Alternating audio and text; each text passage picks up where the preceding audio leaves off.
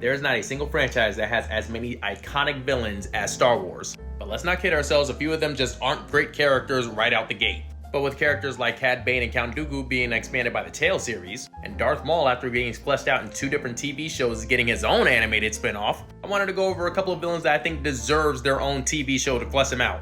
And of course, on a list like that, Snoke definitely at the top. Supreme Leader Snoke just feels like a character begging for more lore. Yeah, he was made by Palpatine to run the First Order in his stead, but there's clearly more of a story here. In the Kylo Ren comic, he says he wasn't born Snoke, he became Snoke, so I want to see that story. And while we're on the subject of sequel villains, Filoni.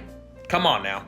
If you could flesh out the prequels with the Clone Wars and you could flesh out the original trilogy with Rebels, then an animated series about Luke Skywalker and Ben Solo making a brand new Jedi training academy would be a slam dunk. You can add more context to Luke's disillusionment and you can show us a clear path of Ben falling to the dark side. Hell, even if you wanted to start the series after the point of Ben's turn, there's so much lore to be explored in his time as the leader of the Knights of Ren.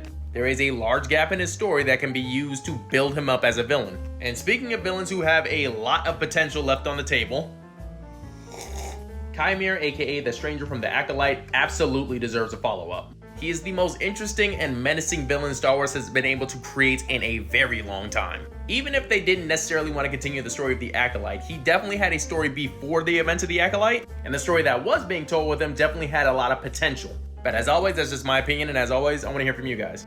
Who's the Star Wars villain that you would want to see have their own spin-off show? And also, who's your favorite villain in Star Wars? Leave it in the comments, let me know.